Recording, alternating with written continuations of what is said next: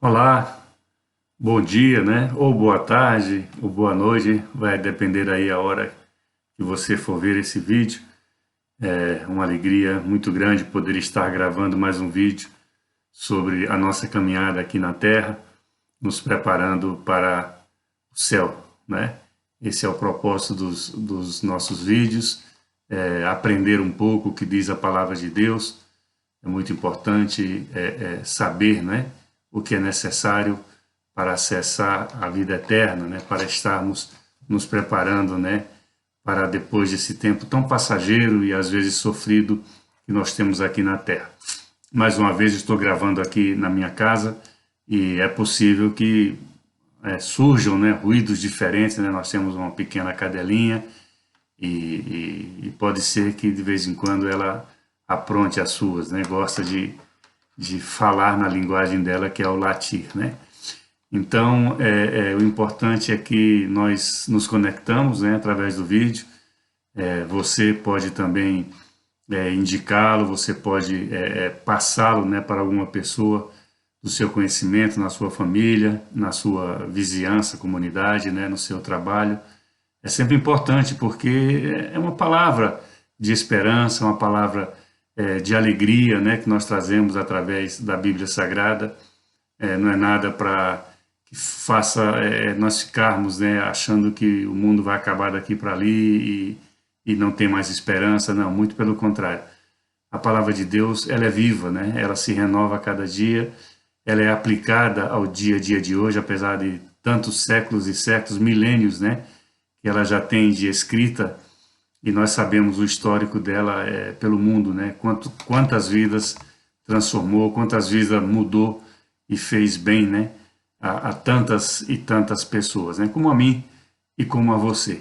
Isso não é o seu caso ainda, se você ainda não compreendeu o plano salvífico de Deus, se você não recebeu Jesus Cristo como Senhor e Salvador da sua vida, é mais uma oportunidade que você tem, né, através desse vídeo, como você tem em milhares de outros vídeos que estão postados na internet, no Facebook, nas igrejas cristãs pelo mundo. É sempre uma oportunidade de você conhecer um pouco sobre Deus e sobre o seu futuro, principalmente, né? Que é isso em que nós estamos estudando a cada dia que passa através da palavra de Deus. A nossa vida aqui na Terra, nunca é bom esquecer, ela é muito rápida, né? Então não teria sentido de ser isso tão rápido e acabar, né? Então não acaba, eu quero te garantir que não acaba. A Bíblia diz, a Bíblia ensina sobre a vida eterna. Então, por fé que nós temos que compreender, aceitar isso daí, e principalmente reconhecendo, né, Jesus Cristo, que é o caminho que nos leva a Deus, né, que é a trindade tão conhecida, Deus Pai, Deus Filho e o Espírito Santo. Então nós vamos falar hoje de ressurreição, né? Na semana passada falamos da crucificação de Jesus, o porquê ele foi morto em favor da minha vida, em favor da sua vida, para nos tirar do pecado e nos dar a oportunidade de sermos melhores do que éramos ou do que somos, né? Esse é o propósito de Deus, né? Se você for resumir o que é a Bíblia Sagrada, o ensino de Deus, a palavra de Deus, é isso daí, é nos dar o melhor e principalmente nos dá a vida eterna. Então nós vimos já temos estudado através dos outros vídeos, né, sobre o pecado, Deus e o pecador, né, sobre o inferno que existe, né, sobre o céu, a diferença de um para outro. Falamos também do novo céu, nova terra, da nova Jerusalém que vai ser no porvir, vai ser no futuro, quando Cristo voltar para buscar a sua igreja, buscar os seus, né, e passamos pela crucificação de Jesus, né, no vídeo passado, e agora vamos à sua ressurreição, e a ressurreição que nos caberá um dia, né, e caberá àqueles que já dormem, né, como diz a palavra de Deus, que já morreram, né, ao longo da existência humana. Não precisa abrir a Bíblia agora em Apocalipse, porque ali é a revelação que Jesus dá para o apóstolo João, mas eu vou só relembrar algumas coisas do que fala sobre essa ressurreição, para que quem ainda não compreendeu ou está começando a ver o vídeo agora possa compreender, mas sempre pode ir ao vídeo anterior, que o seguinte sempre é um complemento daquilo que nós estamos tratando aqui nessas gravações. Apocalipse 20, ele fala sobre a ressurreição, fala inclusive a primeira ressurreição, porque vai haver um reinado de Jesus Cristo quando ele vier, e muitos vai haver a ressurreição e reinarão com ele 1000 anos, enquanto o diabo estará preso, não é? A Bíblia fala, bem-aventurados, né, no versículo 5 do capítulo 20, fala que os restantes dos mortos não reviverão até que se completasse esses 1000 anos do governo de Cristo, né? Então, os versos anteriores falam de quem reinará com ele, das tribos, quem se sentará nos tronos, etc. É muito complexo, é longo, não é num vídeo de 30, 40 minutos que nós vamos compreender tudo isso. Mas é importante, né, a gente está sabendo disso aí. Então, vai haver essa ressurreição, muitos dos de Cristo vão reinar com ele durante os 1000 anos que o diabo está preso, depois o diabo é solto novamente, faz seu último festival de maldades aqui na Terra, porque Deus sempre vai dar uma chance para aqueles que ainda não se converteram, aqueles que não quiseram mudar a sua vida de pecado, transformar a sua vida, caminhar com as boas coisas da vida, né? Deus vai dar ainda uma última chance e depois não vai ter mais.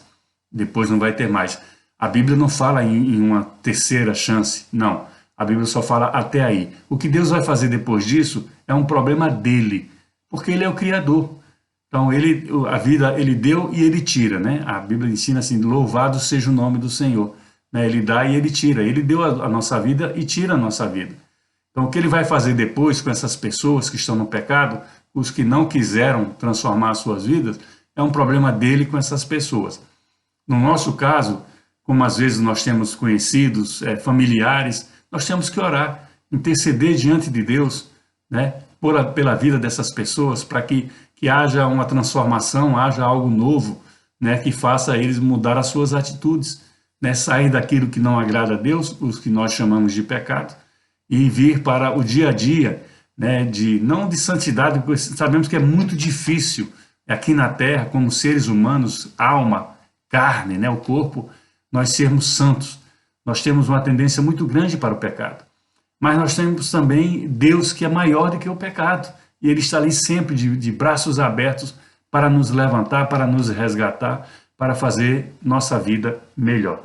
Então, o Apocalipse 20 relata sobre isso daí, que vai haver esses que vão ressurgir, né? E depois relata mais na frente que o mar vai dar os seus mortos, né? Aqueles que morreram em naufrágios, etc. Que o além vai dar os seus mortos e que seremos todos julgados, né? E fala que aqueles que não forem encontrados no livro da vida, né?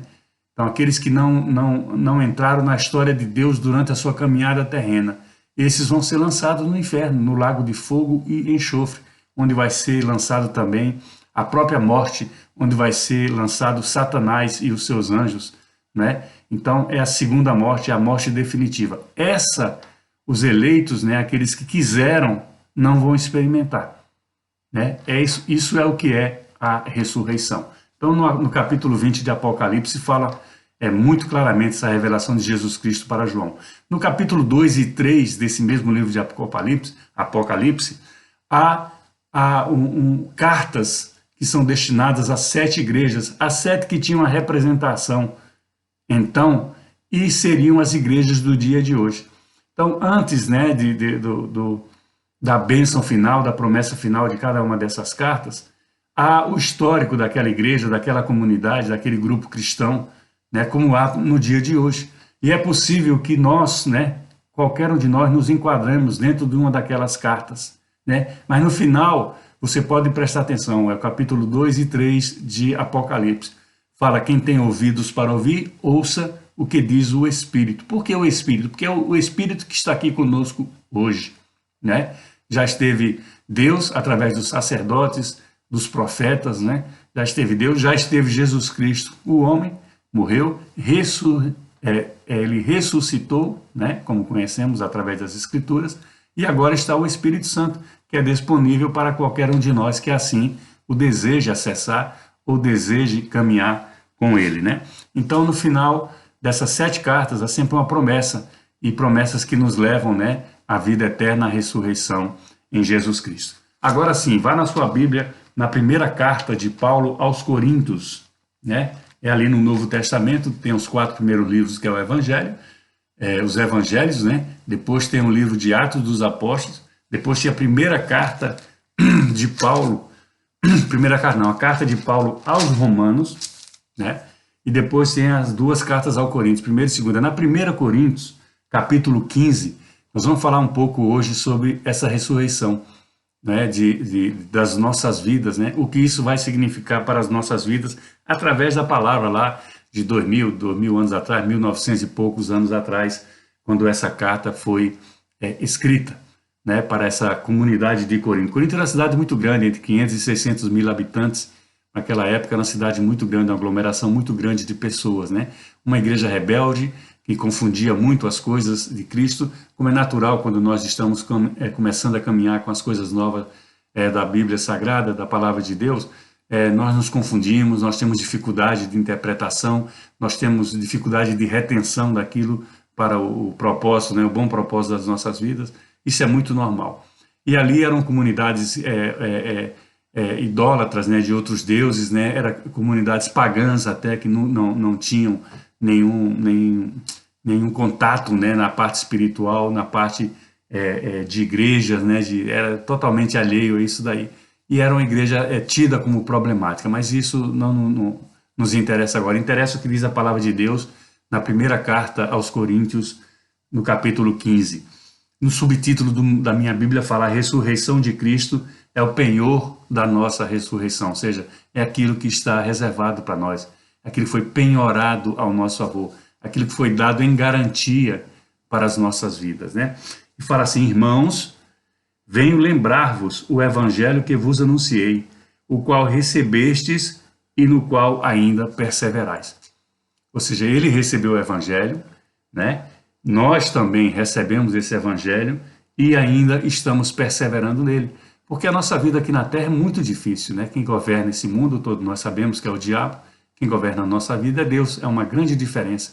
Mas como nós vivemos neste mundo daqui, terreno, há uma dificuldade muito grande. Então nós temos que perseverar, ou seja, nós temos que lutar para manter as coisas de Deus vivas na nossa vida, para que possamos melhorar a cada dia mais, né? Então, por ele também sois salvos, se retiverdes a palavra, tal como vou-la preguei, a menos que tenhais crido em vão. Ou seja, muitas pessoas começam até uma caminhada com Deus, mas as coisas mais fortes da sua vida passada, as más companhias da vida atual, né, fazem com que ele se afaste daquilo que ele começou a caminhar, né, que ele não fique, né, naquela posição em que ele se tornou, né, dono, né, com a transformação dele. Então, o poder externo é muito grande, porque aí fora estão todas as coisas que são ligadas ao pecado, vamos assim dizer, mas que são para o corpo, para a alma, são muito boas, são muito gostosas, né? São muito atraentes. Essa é uma realidade do mundo, né? O sexo, né? As bebidas, né? As festas, né? Tudo isso daí é agradável à carne, à alma, né? Então, só que isso nos leva ao pecado, porque nós perdemos o controle das nossas vidas, né? Quando nos dedicamos a mais, né, disso daí, né? Aí vem o pecado, né? Vem a morte espiritual, vem o adultério, vem a corrupção, né? Vem o vício, né? Vem a dependência química, né? De drogas e de uma maneira geral, inclusive a própria bebida, né?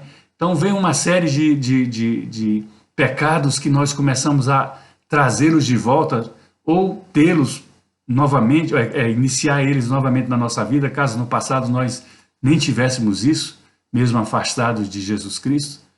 E isso faz com que nós sigamos uma trilha em que não tem esperança no futuro.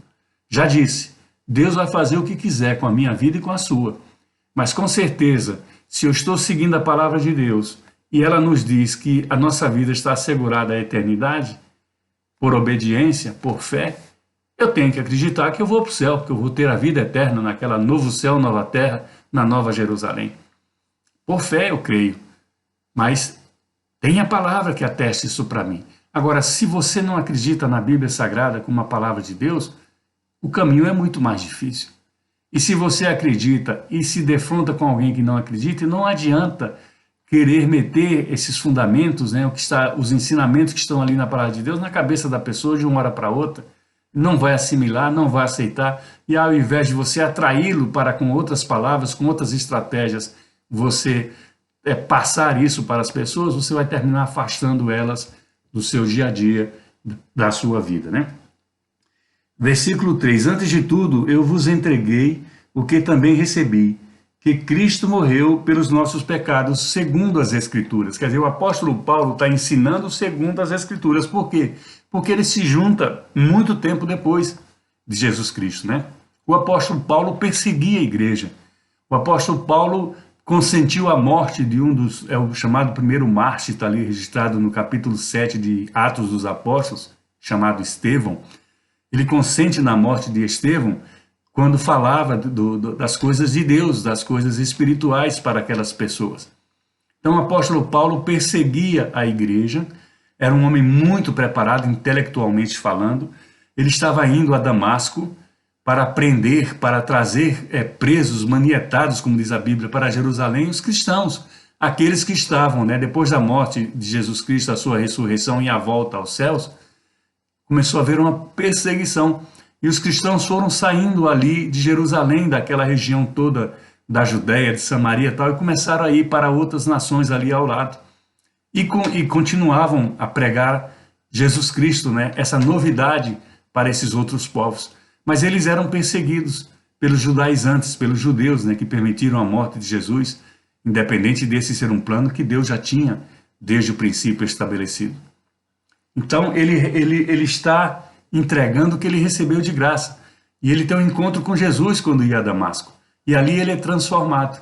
Mas Deus é tão sábio, né, que ao invés de trazer Paulo para o meio dos judeus, de onde ele era, leva Paulo para as distantes regiões onde iam começar a surgir essas igrejas, como aquelas 7 do Apocalipse que eu falei para vocês, do capítulo 2 e 3 de Apocalipse, e muitas outras. Levou até aqui a Europa, daqui onde nós estamos, né? Ainda na parte da Grécia, Tessalônica, Antioquia da Síria, hoje parte da Turquia, aquelas 7 igrejas hoje estão, o que é parte do território da Turquia hoje, mas dali foi para Roma, veio para a Itália, veio para Roma, depois veio para a Espanha. Então, ele foi encarregado para levar os ensinos da palavra de Deus para esses novos povos. E ainda assim sofria as perseguições dos judeus por onde andava. Porque, como eu falei, ele era um homem muito sábio, ele era um homem intelectualmente muito preparado, né? Ele fazia parte da casta, né, que estava ali em Jerusalém. Mesmo sob o domínio do Império Romano, as autoridades ali, os sacerdotes, os escribas, né, os doutores da lei, você já ouviu falar sempre alguma coisa sobre eles? Os fariseus, os saduceus, eram grupos diferentes de religiosos, com algumas tendências diferenciadas, mas todos eles faziam parte de uma casta, né? Então todos eles perseguiram Jesus Cristo vivo e depois morto, né? Ressuscitado, como Paulo ia fazer ali em Damasco, quando ele foi achado. Então ele é levado para levar esse evangelho para lá. E aqui ele está falando para os coríntios, né, que Cristo morreu pelos nossos pecados, os meus e os seus. Esse é o plano de salvação da vida de Jesus em resgate da nossa vida, né? O verso 4, e que foi sepultado e ressuscitou ao terceiro dia, segundo as Escrituras. Ele fala segundo as Escrituras, ele foi formado nas Escrituras do Velho Testamento, né? Ele foi um grande aluno de um mestre chamado Gamaliel, né? Ele era muito preparado. Então, a cabeça dele, eu imagino que virou um micro-ondas, né? Porque tudo aquilo que ele aprendeu ao longo da sua vida ia ser transformado em apenas uma coisa de Deus, né? De Jesus Cristo, né? Amor. Então, leva o meu amor, leva a esperança, né? Leva essa nova vida, mundo afora. Eu te levanto para isso daí. Não me persigas mais, persiga aqueles que ainda não te conhecem, não me conhecem, né? Persiga eles assim com a palavra de amor, né? Com a gratidão, com o evangelho da esperança, da ressurreição, né? E isso ele faz com grande mestria, né? Porque o Novo Testamento da Bíblia Sagrada, a maior parte deles são são os escritos de Paulo a todas as igrejas que ele foi fundando, né, nas suas viagens missionárias. Ali em Atos dos Apóstolos relata pelo menos 3 dessas viagens e um sem número de cidades e regiões onde ele andou. O verso 5, e apareceu a Cefas e depois aos 12. Cefas, na verdade, na sua versão pode estar escrito Pedro, né, ou Simão, que é a mesma pessoa, é Pedro, né? Ele chama de Cefas, né, que significa pedra, né? Então Pedro foi um dos seus principais apóstolos, né? Jesus aparece depois da ressurreição. Ele aparece a Cefas, ele está dizendo.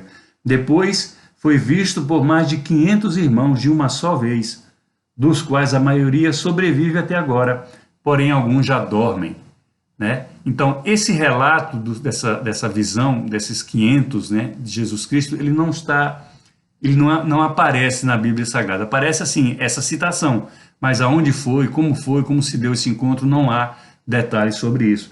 Mas o interessante é que ele fala que a maioria sobrevive até agora, mas alguns dormem. Dormir é uma expressão muito amorosa, eu acho, muito carinhosa, que fala sobre a morte, né? Porque, na verdade, quando nós estamos dormindo hoje, né, vivos, nós não sabemos o que acontece, né, do lado, né? Nós não sabemos, estamos dormindo, né? Às vezes sonhamos, às vezes temos até pesadelos, né? Mas, na verdade, estamos dormindo. E aqui é tratada a morte na Bíblia como algo que, como você está dormindo, ou seja, você não sente. Então, se você dorme 6, 8, 10 horas por dia, aqui você vai morrer 100, 1000, 10.000 anos, né? Estará dormindo e esse tempo não conta, né? Porque você não faz nada durante ele, a não ser dormir. É uma maneira carinhosa que eu acho assim que a Bíblia fala sobre a morte, né? Porque morte é algo que a gente não gosta, né? E quando se aproxima dos nossos, né, ou de nós mesmos, é uma coisa assim muito dolorida, muito sofrida. Depois foi visto por Tiago, mais tarde por todos os apóstolos, né? Esse Tiago que se revela aqui é o próprio irmão de Jesus Cristo. No começo do ministério de Jesus e durante parte dele, eles não deram muito crédito a Jesus Cristo, né? Porque os judeus, de uma maneira geral, esperavam alguém especial, um libertador, quem sabe um general cheio de estrelas, né? Com um potente exército para livrar eles do jugo romano, né? Do Império Romano, que estava ali naquela época, né, sobre o povo judeu. Eles não criam, né, que um filho de um carpinteiro, né, de uma família comum como a nossa, pudesse ser o redentor de Israel, né? Entende? Então, Tiago, um dos seus irmãos, também não dava muito crédito como toda a família. E só depois que ele morreu, depois desse episódio que ele vê, né, o seu próprio irmão ressuscitado, é que parece que cai a ficha. E Tiago, na verdade, foi um dos grandes líderes, né, da igreja primitiva ali a partir de Jerusalém, né, diz a Bíblia Sagrada.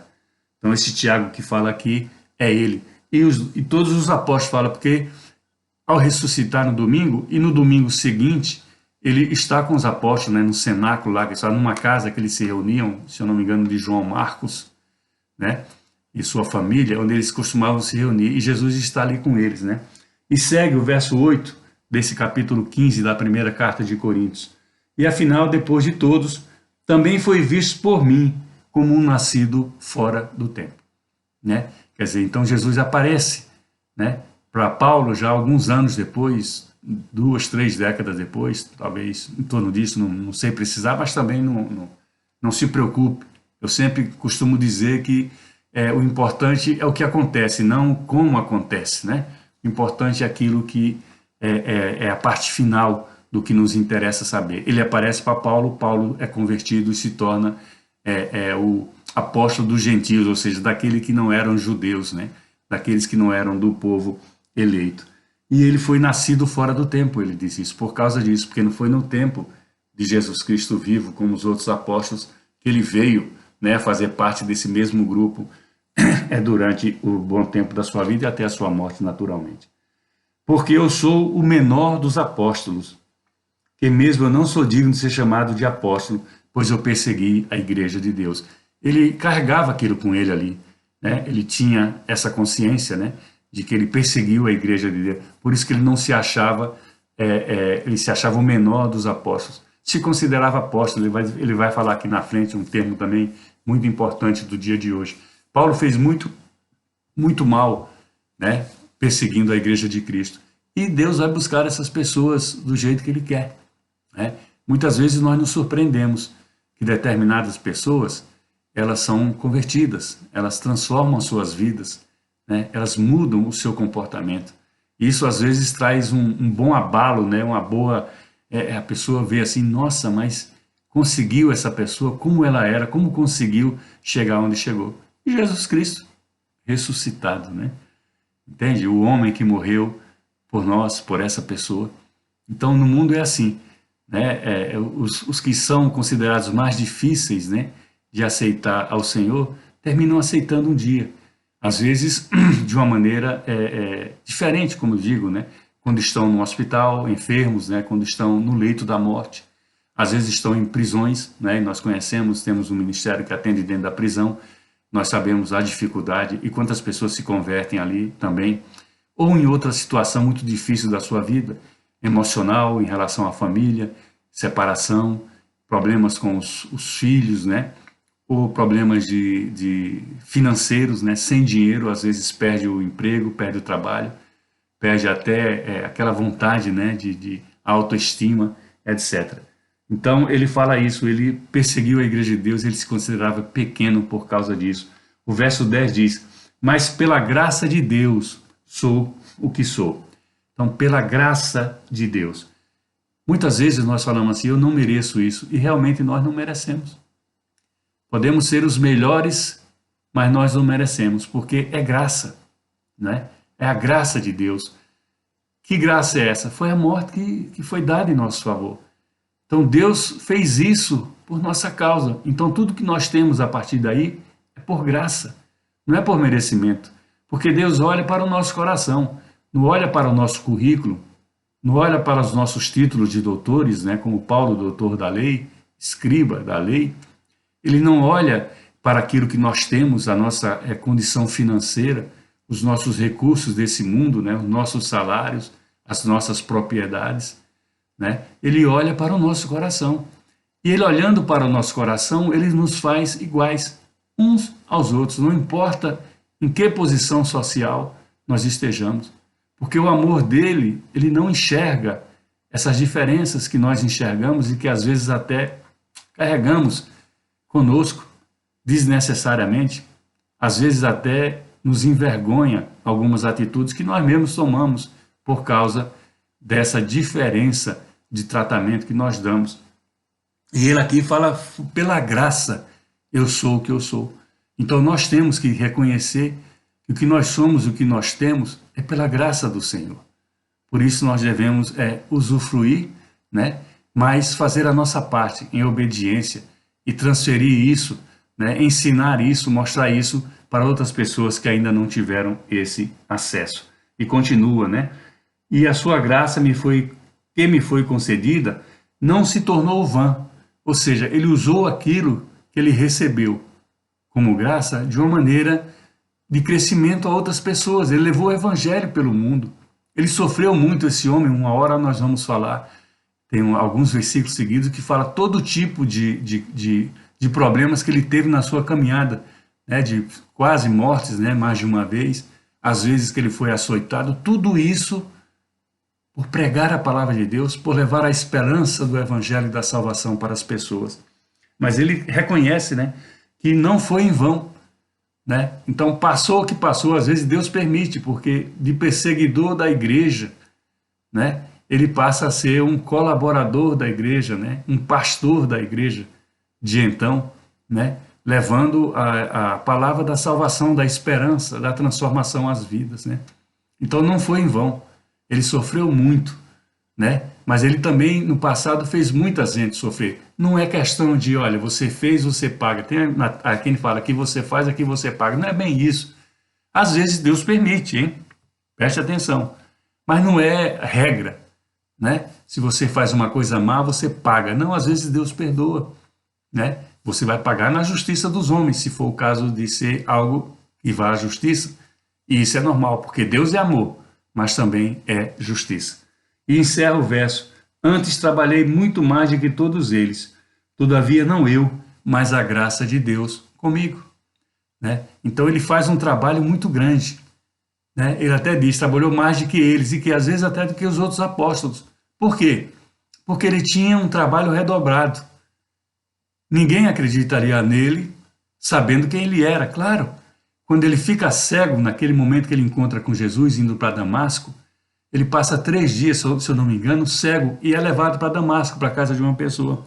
E lá há um discípulo de Deus, e Deus fala, vai até determinada casa, e ali está Saulo, né, era chamado Saulo, né, que está cego, vai ele, faz ele recobrar a visão, porque eu vou mostrar como importa sofrer pelo evangelho, pela palavra de Deus aqui na terra.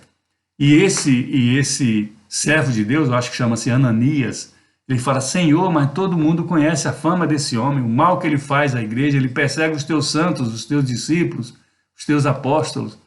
Falou assim, vai, porque vou fazer dele um vaso. E Deus, quando molda as nossas vidas, meu irmão, molda do jeito que nós somos, para que nós fiquemos ali, encaixados com a nossa personalidade e o nosso caráter. Deus não violenta aquilo que nós temos e aquilo que nós somos. Deus nos dá o livre-arbítrio. Ele nos permite fazer o que nós quisermos, mas ele nos orienta na palavra o que é certo e o que não é certo.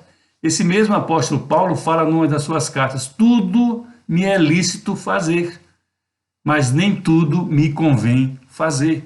Ou seja, ele pode fazer o que ele quiser, mas algumas dessas coisas não convém ele fazer, porque vai contra os ensinos da palavra de Deus.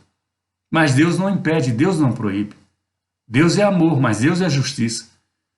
Então, as pessoas que estão envolvidas, né, com pecados de uma maneira em geral, elas vão sofrer as suas consequências se não mudarem a sua vida. E elas vão ter tempo para isso. E não pode alegar que não tomaram conhecimento, porque hoje, com esse meio eletrônico que nós disponibilizamos, a palavra de Deus, os ensinos da palavra de Deus, eles estão em todo o mundo, em todos os idiomas, em todas as religiões. Basta querer. E Deus não força a barra. Ele nos usa para sermos o instrumento, né, para sermos o portador, como Ananias foi ali com Paulo ainda cego, né, vai lá, restaura a visão dele, faz uma oração, ele é batizado, né, e vai, depois começa a levar a palavra de Deus para o mundo então desconhecido. Então Deus faz assim com as pessoas. E por que eu estou falando essa primeira parte, né, se o tema de hoje é ressurreição?